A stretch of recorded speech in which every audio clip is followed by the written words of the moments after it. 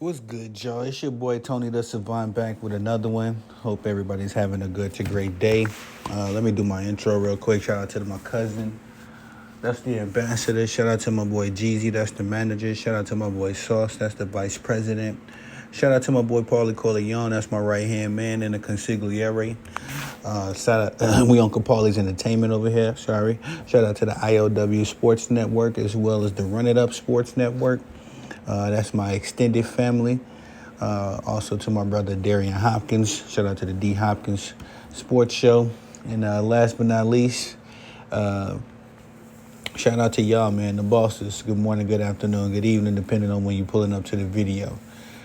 All right, let's get right into it, man, because we just had an instant classic go down, a shocker, as the Colorado Buffs faced the Stanford Cardinals. And the Buffs, man, they just dealt with the largest. They just gave up. Well, let me say this. I'm trying to word it just right. They just gave up the largest lead in their school's history.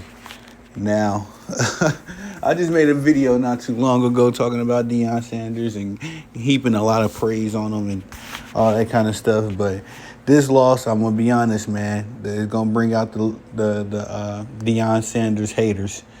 It's if you are a defender of Deion Sanders, it's about to be a long week for you because this game was embarrassing. You know, a lot of penalties on, a lot of dumb penalties, I should say, on the Colorado Buffs. Shador played a pretty clean game all the way up until the end. Usually Shador is pretty clutch at the end, pretty poised and does what he has to do in order to to seal the deal, win the game. But this game, man, he played pretty clean, pretty great until the very end. Threw an interception in the end zone, y'all. Second overtime, too. So with that interception, that made the Stanford Cardinals eligible to just come down. Any score would have ended the game according to the college rules and according how they do their overtimes. This game went into a 2-overtime thriller. And it's just a tale of two halves, man. The first half, Colorado was dominant. It looked like they kind of closed this game out in the second half. I mean, it closed the game out in the first half. It was 29-0, I believe. Even myself, I tuned out a little bit. Me and my boy Marlo Knows Basketball and Boxing, we did a live stream earlier. And I was streaming it during the beginning of the game. So by the time we got done with the stream, it was already a rout from what it looked like. I had the game still on, but then I started making some more pre-record videos, doing some research for some other stuff, and happened to look up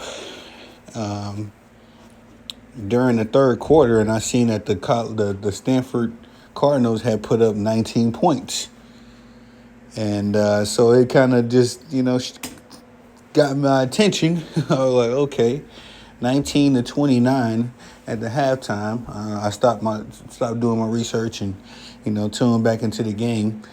Well, lo and behold, the Cardinals had what did they hit, a field goal by the time I turned the volume back up?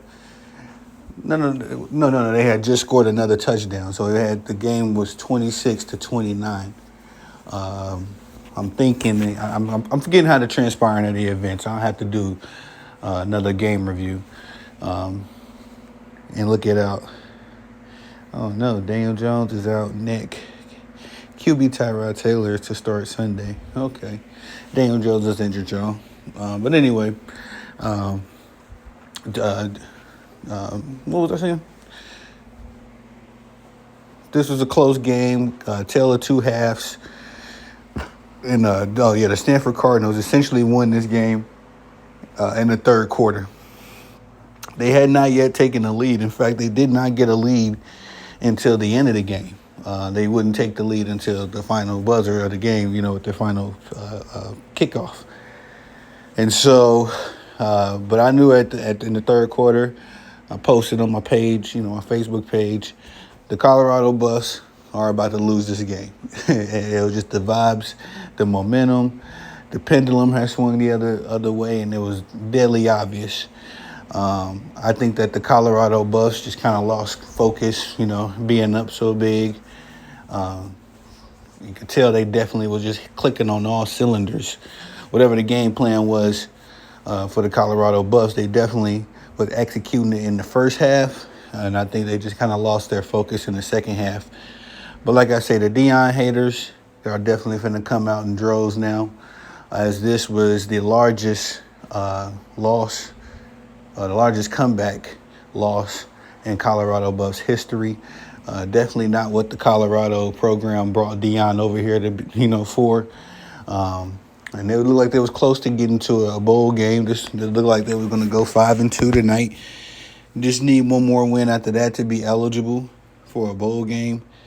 But unfortunately, it looked like it's going to be a longer season than they planned, because this loss was very embarrassing. I think this was also the largest comeback for the Stanford Cardinals, the fourth largest comeback in the Big 12's history. I think that's their conference, and I think it was the second largest comeback on the road in the Big 12. So a lot of history in just one half of football, if you want to be honest. It only took a half of football to make all of that history. Final score on the game was 46-43. Like I said, I got to dissect the stat sheets. Excuse me for being so distracted, y'all. But anyway, I got to dissect the stats and really break that game down. But y'all tell me what y'all think, man. Colorado Buffs losing a shocker. A very heartbreaking manner. But y'all, please like, subscribe, comment, hit the notification bell so you can be notified when I'm dropping content on the channel. Thank you for all the love and support, y'all. Y'all the bosses. I'm the dude that loves to work. Let me get back to work. Peace.